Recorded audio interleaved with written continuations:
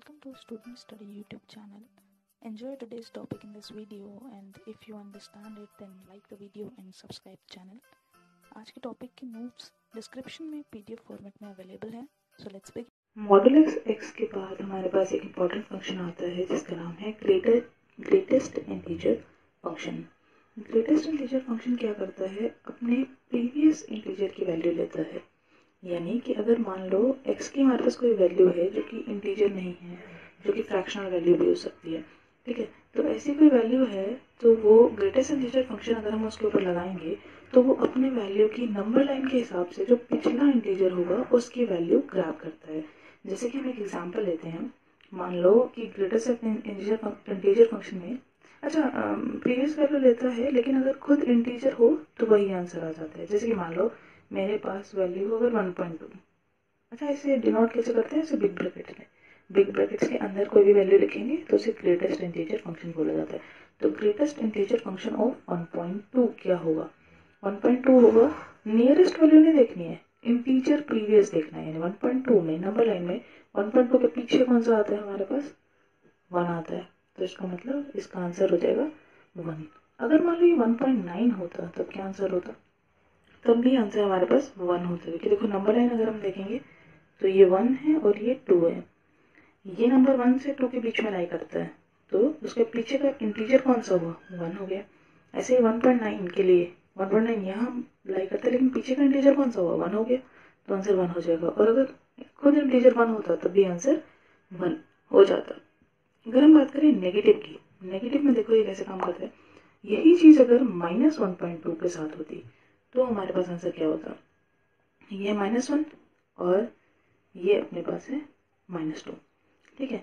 -1.2 कहाँ पर लाई करेगा, -1.2 यहाँ कहीं लाई करेगा.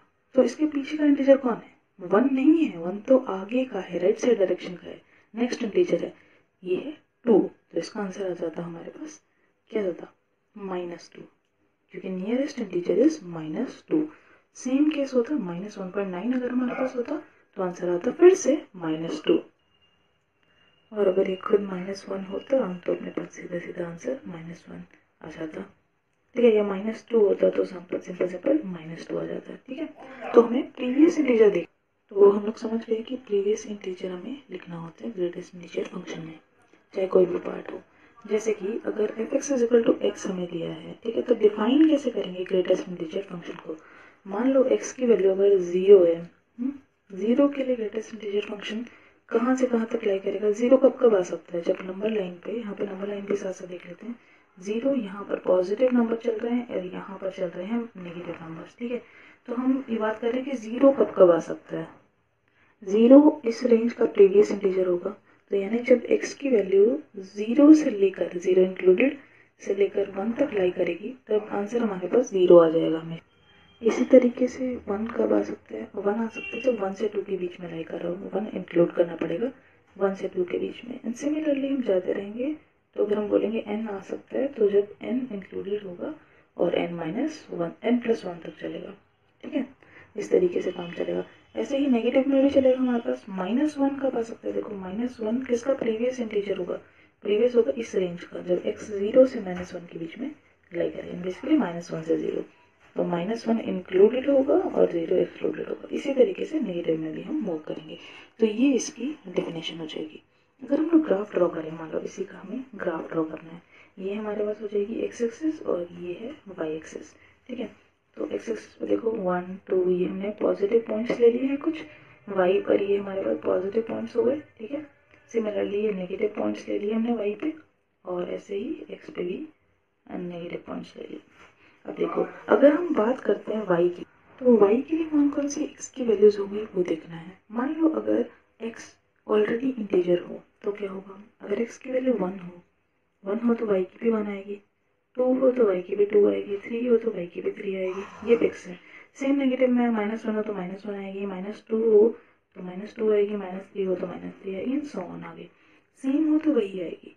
लेकिन अब हमें रेंज की बात करनी है. मान लो x की वैल्यू 0 से 1 तक, ये हमने बात की, 0 इंक्लूडेड से 1 तक हो तो आंसर क्या होगा, y का 0 होगा.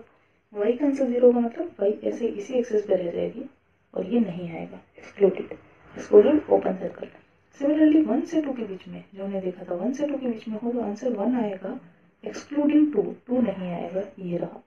ऐसे ही आगे हम बढ़ते जाएंगे, 3 के बीच में आंसर आएगा लेकिन वो नहीं आएगा, ऐसे सो ऑन, ऐसे चलता चला जाएगा। ठीक है, इस तरीके से फंक्शन चलता चला जाएगा ओपन सर्कल के साथ।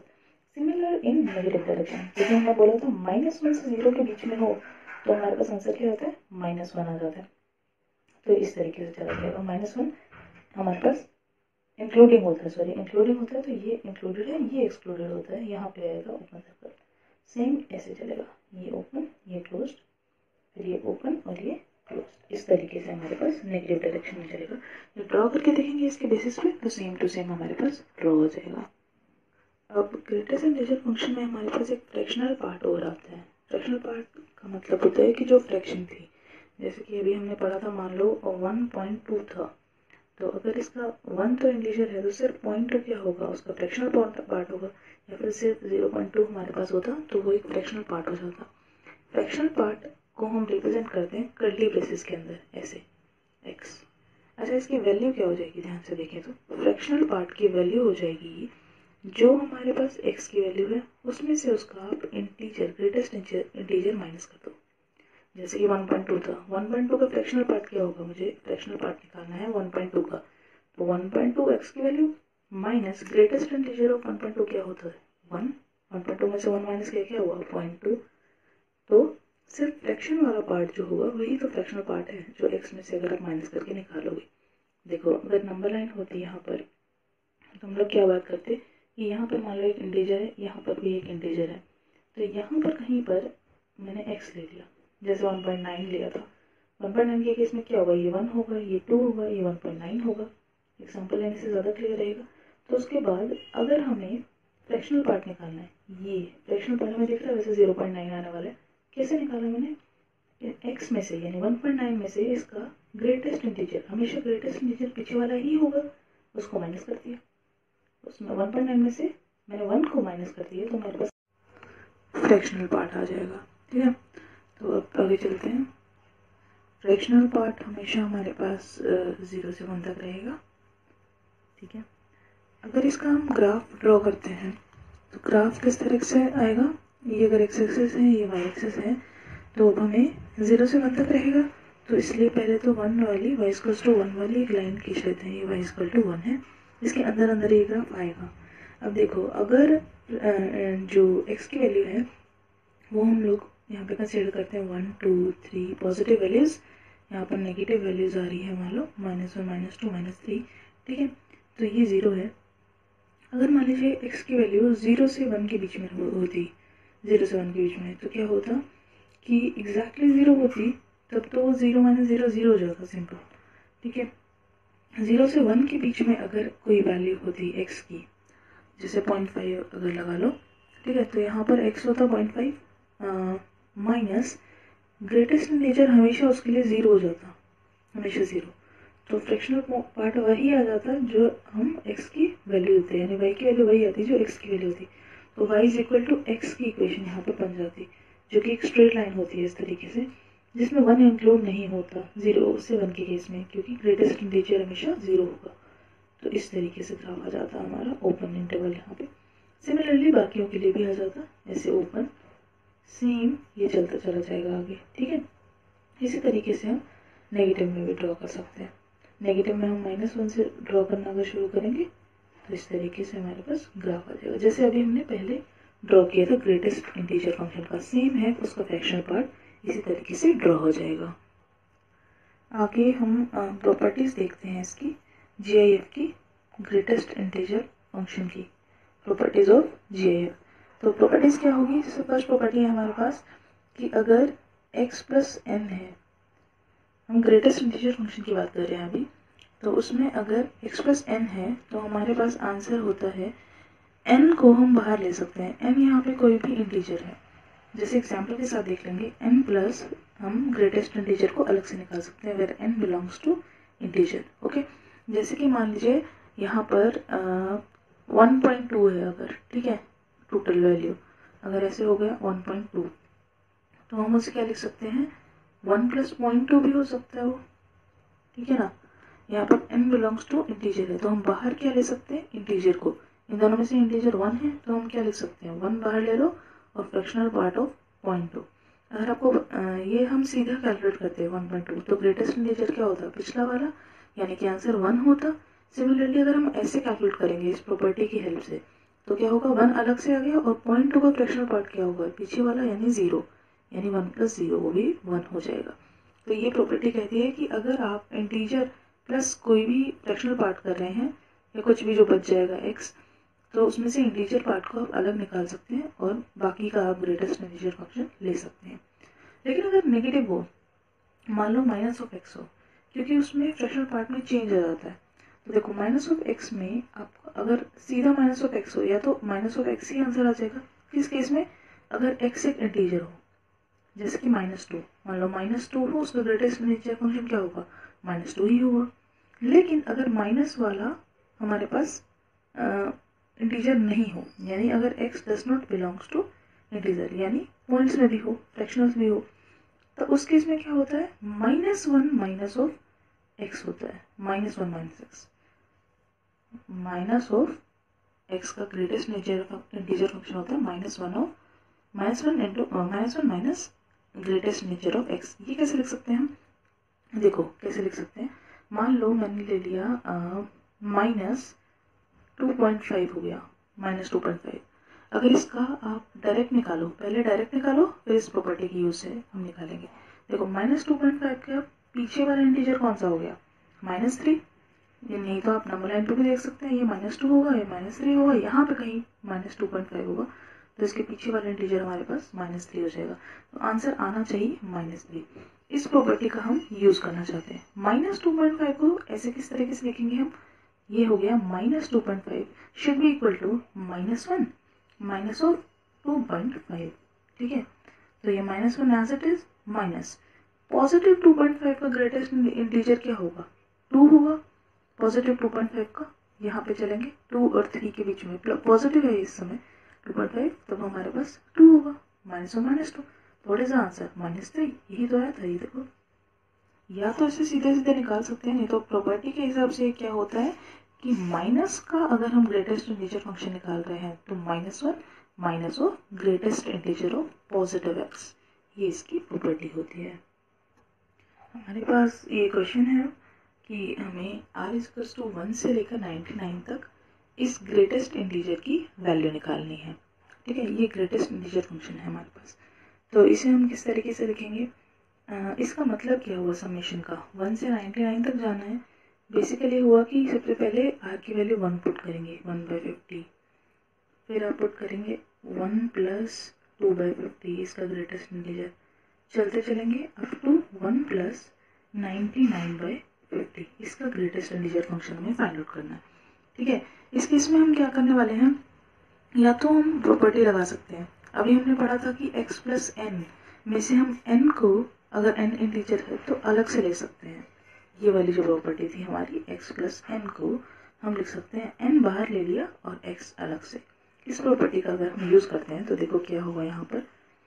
इस केस में हमने 1 बाहर ले लिया, 1 + greatest integer of 1/50, similarly 1 + greatest integer of 2/50 and so on, 1 direct 1 + greatest integer of 99/50, इस तरीके से आ गया। तो ये 1 कितनी बार आए होंगे, 99 टाइम्स आए होंगे, तो इन 1 को अलग से कर लेते हैं 99 टाइम्स, तो ये तो बन गया 99 अलग बन गया। अब देखो यहाँ पर क्या चला आ रहा है, 1/50, 2/50, तो इनका ग्रेटेस्ट इंटीजर क्या हुआ, पहली बात तो ये सिर्फ फ्रैक्शनल पार्ट है, positive fractional parts less than 1, इसका मतलब इनका ग्रेटेस्ट इंटीजर फंक्शन 0 होगा। कहाँ तक, 49/50 तक, 49/50 तक 0 पॉइंट समथिंग आंसर आएगा, इसका मतलब उसका ग्रेटेस्ट इंटीजर फंक्शन 0 ही हो जाएगा। तो ये सब कैंसिल हो जाएंगे अप टू 49/50 तक। उसके बाद क्या होगा, 50/50 पे क्या आएगा, 1 आएगा, और वहां से जो आएंगे उसके बाद 1 पॉइंट समथिंग शुरू हो जाएगा, उसमें से भी आप 1 अलग कर सकते हैं। जैसे ये बचेगा 50/50, बाकी सब कैंसिल हो चुके हैं, plus 51/50 and so on up to 99/50।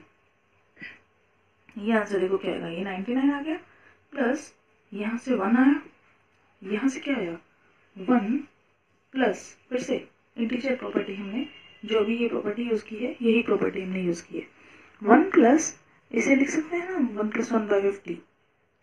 Similarly 1 + 2/50 1 plus ऐसे करके हम सब में से एक 1 निकाल सकते हैं।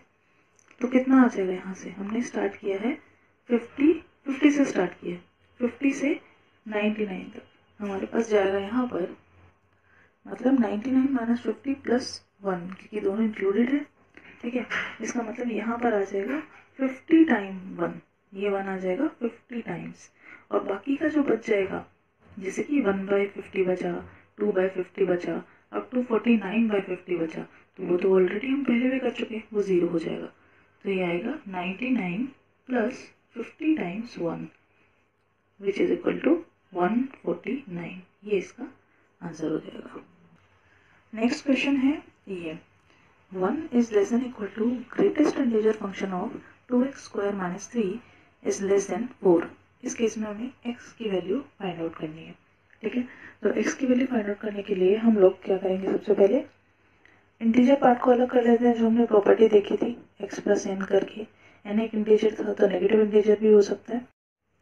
फिर x फाइंड आउट करने के लिए हम इसमें देखते हैं कि देखो इसके ग्रेटेस्ट इंटीजर की वैल्यू 4 से छोटी होगी और 1 के ग्रेटर देन या इक्वल होगी। ठीक है, इसका मतलब वैल्यूज क्या क्या हो सकती है, 1 हो सकती है 2 हो सकती है और 3 हो सकती है ग्रेटेस्ट इंटीजर की वैल्यू। एक तो तरीका है कि हम लोग सबसे पहले देखें कि अगर 1 होगी तो इसकी रेंज कहाँ से कहाँ तक लाई करेगी, फिर 2 होगी तो कहाँ तक लाई करेगा, 3 होगी तो कहाँ तक, और फिर सबका यूनियन ले लें। ये तरीका है। या फिर हम सीधा देख सकते हैं कि 1 से 4 तक अगर इसके ग्रेटेस्ट इंटीजर की वैल्यू आ रही है इंक्लूडिंग 1 एक्सक्लूडिंग 4 तो इसका मतलब 4 के लिए ये वैल्यू पीछे रहेगा ताकि 3 आंसर आ जाए, यहाँ से 2 आ जाए उसके पीछे रहेगा, यहाँ से 1 आ जाए उसके पीछे रहेगा। तो यानी इसी रेंज के अंदर ये नंबर लाई कर रहा होगा। इसका मतलब हम इसे लिख सकते हैं कि ये 2x² - 3 1 से 4 के बीच में लाई करेगा। अब देखिए -3 है तो सब जगह पे 3 ऐड कर दो तो 1 + 3 = 4 is less then 2x²। 3 cancel हो जाएगा ऐड करने पे, 4 और 3 7 हो गया यहाँ से। सिमिलरली 2 से डिवाइड कर दो तो 4/2 = 2, x² इज लेस देन 7/2। अब इसे अलग अलग कर लेते हैं। इसका मतलब x² is greater than equal to 2 and x² is less than 7/2। ये आ जाएगा हमारे पास। ग्रेटर देन इक्वल टू 2 का मतलब हो गया -2 से 2 तक x लाई करता है और इधर से इसका मतलब हो गया कि x² इज लेस देन 7/2 और x इज ग्रेटर देन -7/2 का रूट। x² नहीं x है अंडर द रूट लीजिए। ठीक है, x², हाँ यहाँ पे भी रूट आएगा हमारे पास क्योंकि स्क्वायर हट गया तो ये रूट आ जाएगा। ठीक है, इस तरीके से। तो अगर इन दोनों को हम कंबाइन करेंगे तो ओवरऑल हमारे पास क्या आंसर आ जाएगा इसका, सबसे माइनस में सबसे छोटा नंबर -√7/2 से लेकर x -√2 तक और √2 से लेकर x √7/2 तक, ये इंक्लूडेड है तो इस तरीके से आ जाएगा। तो ये हमारा आंसर हो जाएगा। नेक्स्ट फंक्शन हमारे पास आता है सिग्नम फंक्शन का। सिग्नम फंक्शन को हम रिप्रेजेंट करते हैं SGN of x, signum of x। ठीक है, इसकी एक बार डेफिनेशन देखते हैं कि ये फंक्शन होता क्या है और कैसे वर्क करता है। सिग्नम ऑफ x को जब हम डिफाइन करेंगे तो उसमें क्या होता है, वो होता है mod of x divided by x या फिर x बाय mod x। ये वैल्यू अगर x 0 ना हो, if x is not equal to 0, और अगर 0 होता है x तो आंसर भी 0 होता है, x इज इक्वल टू 0। ठीक है, सिग्नम x क्या होता है, अगर x की वैल्यू 0 हो तो सिग्नम फंक्शन की वैल्यू 0 होती है और अगर नॉन 0 कोई भी वैल्यू हो तो आंसर होता है mod x बाय x या फिर x बाय mod x। जैसे देखो हम कोई एग्जाम्पल लेके चलते हैं। मान लो सिग्नम ऑफ 2 निकालना है, सिग्नम ऑफ 2। तो सिग्नम ऑफ 2 क्या होगा हमारे पास, मॉड ऑफ 2/2। मॉड ऑफ 2 क्या होगा, absolute value 2 which is equal to +1। ठीक है, एब्सोल्यूट वैल्यू देगा ये हमेशा। अच्छा, x की वैल्यू यहाँ पर हमेशा हमारे पास इंटीजर होगी, उस केस में ये फंक्शन डिफाइन होता है। इसका मतलब हर किसी के लिए, हर इंटीजर के लिए एब्सोल्यूट वैल्यू हमेशा पॉजिटिव आएगी। ठीक है, और नीचे जो वैल्यू होगी वही आएगी। जैसे कि मान लो सिग्नम ऑफ -2 निकालते हैं, सिग्नम ऑफ -2 हमारे पास क्या होता है, -2 डिवाइडेड बाय -2। लेकिन -2 की एब्सोल्यूट वैल्यू क्या हो जाती, +2 ही हो जाती। तो ये आता हमारे पास 2/-2 विच इज इक्वल टू -1। इसका मतलब अगर हम कोई भी वैल्यू लें, अगर कोई भी पॉजिटिव फंक्शन इंटीजर के लिए सिग्नम फंक्शन लें, तो वो पॉजिटिव बाय पॉजिटिव हमेशा 1 आंसर आएगा, क्योंकि ऊपर से पॉजिटिव एब्सोल्यूट होगा और नीचे वही वैल्यू होगी तो कट के 1 आएगा। सिमिलरली कोई नेगेटिव वैल्यू होगी अगर इंटीजर की, तो हमेशा क्या होगा, ऊपर पॉजिटिव आएगा, नीचे उसी नंबर का नेगेटिव होगा, तो कैंसिल होके -1 आएगा। तो बेसिकली हम इस फंक्शन को अब और भी अच्छे से डिफाइन कर सकते हैं, सिग्नम ऑफ x को ये डेफिनेशन देने के बजाय, और वो डेफिनेशन होगी should be equal to, signum of x should be equal to -1। कब, अगर x <0 हो, 0 से छोटा, और 0 होगा अगर x 0 के बराबर हो, और पॉजिटिव 1 होगा, प्लस का 1 if x is greater then 0।